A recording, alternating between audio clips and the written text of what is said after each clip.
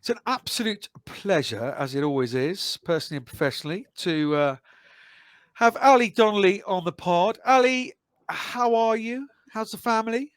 Very good, thank you. I have two young girls now who I'm really looking forward to bringing to the England game this weekend for their first test rugby for them. So that'll be good fun. So yeah, I'll be the person running around like a crazy person in the stands. But yeah, they're good. They're good girls. Awesome. Are you going headphones? You going the ear mufflers? Going down that route? Well, they're 5-1, so I think they'll be all right. They'll be all right. Yeah, and it will be a huge crowd. Oh, look, we'll look forward to seeing you on Sunday. Ali, there's so much going on. It's a busy old autumn. Rugby Europe, South Africa on tour, Japan, Scotland, Ireland, all the home unions are involved. And obviously a huge week in terms of news coming out of your home country. So just thought no better person than the voice of authority on women's rugby to get us across all of these events. But we must start with Ireland and the situation that the director of women's rugby and sevens rugby, Anthony Eddy, has caused this week. Yeah. Jaw-dropping stuff. I couldn't quite believe it. I had to read it about 15 times just to make sure that I hadn't got the wrong end of the stick. But if you haven't seen or heard those comments, Ali, what's been going on in terms of what Anthony has said and your takings from what he said?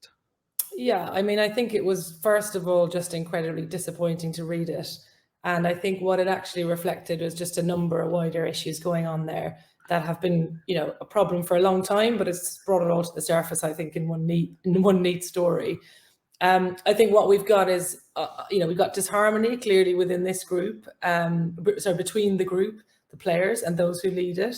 And I don't know about you, but I found it really uncomfortable to read what he said. And what you were seeing there was someone sort of pointing fingers downwards. It's very hard as a group of amateur players mostly to have a voice. And it's been really great to see the players kind of band together over the last few days. So there's an issue there between the management and Anthony, whose job it is to promote the team and help the team and support them, and the players. And there's no, I think one of the problems the IRFU have had for a long time, women's rugby, is just a lack of accountability. And you saw it so well there.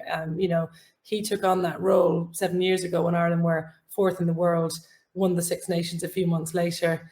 The program has spiraled and he's led it. And, there are people listening like myself who work in jobs where you manage big teams and the buck does stop with you. And when there is failure and you oversee that, you have to put your hand up and say, I'm part of this at very least. And to not see that, I think, was really, kind of shocking. And to see the IRFU sort of in the way that they do kind of row in behind him was just really disappointing. So in the short term, there are a lot of issues there, but I think what I would say is it's indicative of a culture at the IRFU. So people like me who've been dealing with the IRFU for a long time, I was a committee member on the original IWRFU back in 2000, 2001. So I was around when the merger was about to happen and so on. There is a culture there that suggests, that gives off the sort of sense that the women are lucky to kind of get what they get. What more do they want is the kind of the perception that you get from there. And that's very problematic. And, the next few days and weeks, I don't think this issue is going away now. Will be really interesting to see what happens next. I mean, that's one of the worst decisions that IRFU has ever made, letting you go from that situation. Being flippant, but we are 20 years on. And we haven't moved on, Ali, as far as I can see. Literally haven't moved on a step further from those that are running the women's game in Ireland. Well, I think culturally we haven't moved on. And I think the big problem they've got now is just there's no trust now between, the players on the one hand or people involved in the programme around the country. Because, you've seen reaction from not just international players today, but clubs and people who play in grassroots. So I think the culture, many things have, of course, progressed. There are good programmes in place. There's better standard of rugby being played at the club, played at the clubs. The team were successful, within that 20-year period. But what you see there, culture shows itself, in different ways. And if you remember, not so long ago, the IRFU had to issue 2 apologies for the embarrassing pictures that emerged of, where the Interpro players were getting changed, if you remember a few months back. And this just constantly happens with them. So, I think Jeanette Feary said it really well on Twitter. She talked about the merry-go-round of issue happens, apology, we'll review it, and then we move on. Then it happens again a few years later. So there has been progress in 20 years, but the culture in the union and the trust between the women's game and those who are running it, is poor. And this, in my day job, I'm a director of communications, and part of my role and the roles I've had for the last 20 years so is to advise people how to do interviews and how to speak. And so in that context, it was a shocking interview. It was tonally, it was tone deaf, firstly. I had no idea what he was trying to get out of it in terms of any objective. I know he was sitting there answering questions, and it was just incredibly dismissive. And I listened in that context of the job that I do and just thought, wow, this is appalling. And unfortunately, they haven't, the RFU are silent, and we haven't seen them kind of say, look, we accept this and we accept there's a problem here. So, we've made progress, but there are real problems there. But it's as we've seen, I was going to make 2 points, but as we've seen, even the space of 5-6 days with Wales, and nobody knows who's got a contract, but contracts are now on the table. That's now public. Their performance and the reaction to tries and just what it meant to them, that they were being backed publicly, makes all the difference. And Wales are coming off a huge amount of losses and what have you, and Ireland obviously coming off a disappointing of not qualifying for a World Cup. But I think the other point I wanted to make was, if there was a men's team, everything's reactive rather than being proactive, and every single one of these bodies, and whether it be the women's sevens, the men's sevens, part of their ethos is excellence, and leaving the shirt in a better place. It's simply not the case. And as you say, it's all completely and utterly reactive. Oh, sorry for that. Oh, yeah, sorry for that. At some point, you've got to go, well, do you know what? It's just easier from a business point of view, isn't it? Just to be slightly more proactive, you don't have to keep dealing with this stuff. Yeah, look, I think there's 2 things there. One is tone and language. It makes a huge difference. Yeah. And you saw WRU chair, when he was part of the contract announcement, strike a very good tone and talk ambitiously about women's rugby in Wales. And whether or not, the solution they come up with is perfect, at least the players left that or gone into their autumn campaign feeling supported. Yeah. If you listened to or read the interview that Anthony Ai gave this week, I mean, you'd be shocked to know that this person is in charge of women's rugby. He didn't even sound like he liked it. So, that's the first thing. The second is, we have a problem in the women's game generally. I mean, I talk about this a lot, where some unions, not all, just do not see it as an opportunity. They see it as a drain on resources or a cost, and not as something that can grow the game for them. So it could grow the game for them from a numbers perspective, which is happening. Most countries, women's rugby is the growth area in terms of participation, which is really important. That's what national governing bodies are for, to provide a game for everyone. And second, and this is a real problem from an Irish perspective, they don't want to see the link between investing now and getting a kind of commercial return later. So, as a result, you kind of get the bare minimum just to keep your head above water, and you're never able to sort of wash your own face from commercial perspective because the investment hasn't happened. So there's 2 challenges there, I think, and they're not specific just to Ireland, but obviously they've been the flare up this week. Yeah, absolutely. I mean, it certainly appeared on the language that he used that are not particularly well hidden, that the players will be very disappointed with their performances, and again, it seemed that was firmly where the blame was, despite reviews going on. A World Cup review, is that the one being paused, or the general one is? Yeah, and there's a question mark now about this, because there was a review in 2017 and new targets were set, all but one were missed. They were up to next year. It was never published. The players weren't happy with it.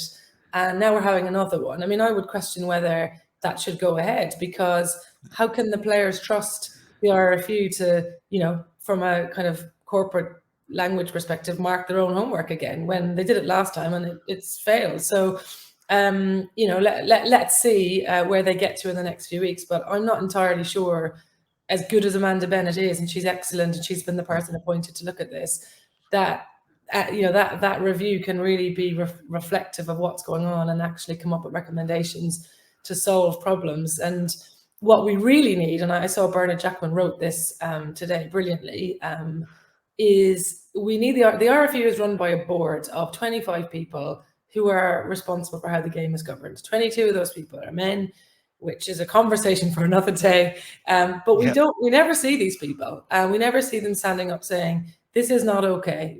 Maybe they're doing things behind the scenes, but right now we need them to stand up. Let's presume they're all going to go to the New Zealand game on Saturday. Let's presume they're not all going to be at the Ireland-USA game tomorrow night. But ultimately, we need to see some accountability, and we never get it from the IRFU.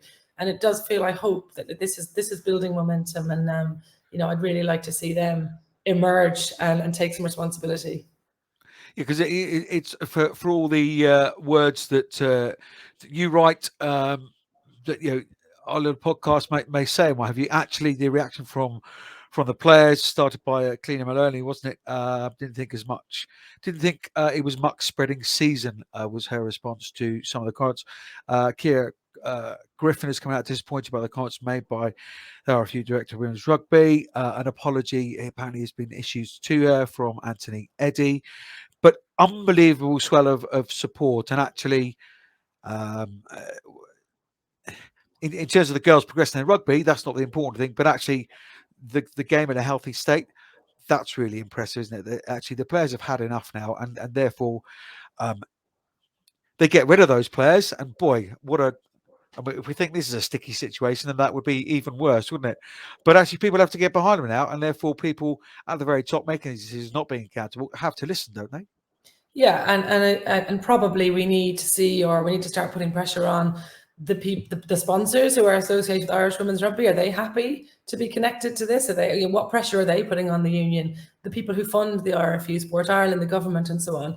What's their view? I think this is something that we can't sort of put the brakes on now and move on. This is something we need to keep pressing the accelerator on and keep the pressure on and see some actual tangible change. And just to your point about the players, I mean, very brave of Cliona to do that. There definitely have been situations in the past that I know of where Irish players have spoken up behind the scenes and been dropped, and she will have known that, and she did it anyway. So I was really relieved to see people rowing behind her today. I was slightly worried she was going to be left a little bit out there on a limb, but she wasn't. And the strength in numbers is important. But of course, a number of players in that squad are contracted sevens players who are employed by the IRFU. So that does make it slightly more difficult, but good for the ones that have come out.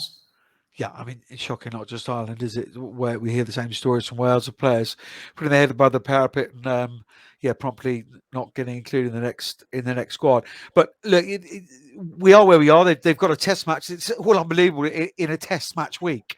7:15 at the RDS for the first time. That is the best way people can show their support. I think do it with your feet, do it with your wallet, get down to the RDS and give these girls. My goodness, don't they deserve some support come Friday night up against the USA? Yeah, and it'll be a good game, I think. I mean, the USA have just come off the back of 2 games in a week. I think for Ireland, it could go one or two ways. I was thinking about this before I came on. They'll either be completely and utterly motivated, galvanized, and go out there and have an absolute belter, or it goes the other way, and all of the problems we saw in the World Cup qualifiers where they just really didn't perform, which wasn't that long ago, will emerge again, and there's pressure on them and so on. So I think it's going to be a really interesting match, but Ireland should be confident, at home, hopefully a decent crowd. America have travelled here. They've got to be tired. 2 games in 5 days, travelled. Some of their best players aren't here. So Ireland should be confident, but let's see. Yeah, absolutely. So that's Friday night. RT player as well. If you can't get down to the RDS, but yeah, we can't stress enough. Get yourselves down there. The other thing I wanted to, we could talk for another couple of hours on that subject, but I only got you for before your gin and tonic glass is empty again, and you need it refilling. Just want to talk about England, New Zealand. Off the back of those 2 games, highly anticipated to the mini series. England obviously now going into Canada, New Zealand off to France. 99 Where's my notes? 99-27 over the two games. That's the world champions against the only fully professional outfit in the world. Is it as simple to say, well, there you are, that's what you get with professionalism? Yeah, it was fascinating. I had England as heavy favourites to Yeah. win the first match at least, but if you told me this combined scoreline over the two, I wouldn't have believed you. I think there are. I imagine the New Zealand Rugby Union must be a bit perplexed back in New Zealand, because by their own standards, right, they have invested more than they've ever invested in women's rugby over the last year or two. They bid for the World Cup, they got it.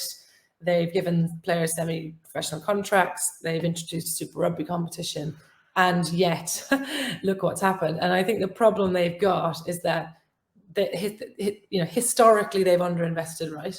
And it's taking a long time for them to catch up. And England have just raced ahead and left them behind. And those two things are, problematic for them. So I think what will be fascinating is to see what they do. So do they carry on as they were planning to carry on, have their 1 month Super Rugby competition next spring, and hope the players improve enough in a year? Or do they do something drastic and say, actually, for 6 months, just like England did in 2017, if you remember, let's go pro for X period and throw everything we've got at this and see what happens. So fascinating for them. I almost had sympathy for the New Zealand Rugby Union when I thought about that. But decades of historical investment kind of catching up with them. England were amazing. I think that's the smartest I've ever seen them play against New Zealand for sure. But one thing I would say is really important is that this is, to me, the fittest, strongest England team I've ever seen. And it's going to take, they're going to get better. It's going to take, something significant for New Zealand to turn that around in a year, 11 months now. But boy, what fun games they were. Yeah, outstanding. I like you. Yeah, England had to be favourites. I was incredibly impressed on the first test by the Red Roses, and actually thought they didn't play poorly, but left 30, 40 points out there. But the second test to then drub 56-15, second week up, when the All Blacks are coming back after a week being together and what have you, I thought was even more impressive. Tactically, where do you think England got it right? Yes, they look, as you say, very, very fit, very, very sharp. Some standout performers for us, as you say. There's 5 or 6 players to come back into that, including certain Emily Scarrett. Yeah, I think it's actually quite difficult to pick, one area or two areas, because they were superior everywhere. Everywhere, yeah. And they, their skills were better, their decision making was better, and that's before you even start talking about, set piece and defense and attack and so on. They were just much, much better. And I think actually, you're in a world now where you're thinking, are New Zealand going to get to the World Cup final next year? That's where you're at now. But that's why these two games against France, I think, are interesting. My sense before the tour was that we wouldn't see the best in New Zealand at all till games 3 or 4 because of the layoff and all the other things. And so I don't know if that will come to pass, but these two games are going to be great. I don't know if you've seen the French team, but it's brilliant. One of the best French teams I've seen in ages. And so this is not going to be easy for New Zealand. Yeah, come on then. Who's gonna scrape that one? Well, I think France favourites, definitely, for both tests, particularly the first one, because they're back in Pau. They're going to have a big crowd. Look at the team sheet; it's good. Safi and I and Jessie Tremorley are on the bench. Big plus for New Zealand is that Kelly Brazier's back, and she does make a huge difference to them. But I don't see them. I mean, New Zealand have won the last two. France have beaten New Zealand the last 2 games. Yes, they're not afraid of this team. They'll have watched England take them apart. I think if this was away, maybe you'd say, I'm not sure, but this is at home. I think France will beat them this weekend. And, maybe I can't call the last test yet, but, what it would be frankly hard to believe a few weeks ago that they could go home with 4 test losses. And that feels very possible now. Yeah, it does. Yeah, it seems like they're on the cusp of that. So that's France, New Zealand. England take on Canada. Canada just having had a couple of victories over the US of A. What are you going to make of that game? Do you think England will change up, use some of the fringe type players? I've not seen a team yet. I haven't either. You'd suspect if they're going to, it will be in, you know, the latter half of this game and certainly the game the week after. It's interesting though, in some ways, it's possible Canada will give them a tougher game than they got from New Zealand. And that sounds kind of an incredible thing to say, but they have been playing. They've got very good players. Karen Paquin, you know, is one of the world's best. She's played really well in the tests. And so it'll be a good game. England, I think, will win for all the reasons we've just set out, and they're at home. But it won't be, you know, it won't be an easy game. They may well, as I say, put up a stiffer test than New Zealand did, which is kind of an incredible thing to say. And yeah, let's see what changes Simon Middleton makes. I mean, he must be loving life right now. So Selection headaches, yeah, all over the place. Yeah, like, I mean, look, how, you know, if there wasn't a World Cup next year, you tell him to retire now, right? But yeah, it'll be good to see some fringe players come in. But some of the England players, I mean, Abby Dow, I think, has been incredible. Best, you know, just amazing. She, you know, Portia Woodman was good last weekend, but Abby Dow over the two tests, just sensational. You know, so many young players in the pack as well, just standing up, I think, just very, very impressive. Leanne Riley, the scrum half you just would never want to play against. It's just annoy you so much, but one of those brilliant nines. Great player. So yeah, there's so many players in form for England. Be interesting to see who he picks. Yeah, indeed. So and I have to agree with you. I think because Canada got that, certainly that front five, that eight is good, and there are some combinations there that have played for a long time together, played together at a club, some of them in the UK. I think that set piece battle is going to be far harder for England, and therefore that front foot, that launch pad is going to be far less stable for England. So I'm absolutely with you. Wales, Japan. Was last weekend 25-5. We spoke about just very, very briefly. Wales obviously take on South Africa this weekend. Let's just talk about Wales. It was a very buoyant performance, and you saw what it meant to them. A deserved victory, and where you would expect them to be after such good news the week before. Yeah, two kind of perfect tests to follow up that news, I think, in some ways, because you know, they beat Japan. They're likely to beat South Africa, but I think it'll be a tougher game. They played well against France, and they're really getting their act together, and that's why they hired someone like Lynn Cantwell, and she's with them, you know, in camp, and you know, they'll be good this weekend. But yeah, for Wales, it's exactly what you want. It's a bit like when, you know, England start the Six Nations against Italy and Scotland or whatever. You know, there's time to bed in, and they've got that. So fair play. Wales have had a rough couple of years. Those players have been through the mill on and off the pitch. It's, you know, I think I wrote somewhere last week that I found it kind of uncomfortable to watch Joanne Lillicrap have to explain what the last year's been like negotiating with the WRU. You know, she shouldn't have to be doing that.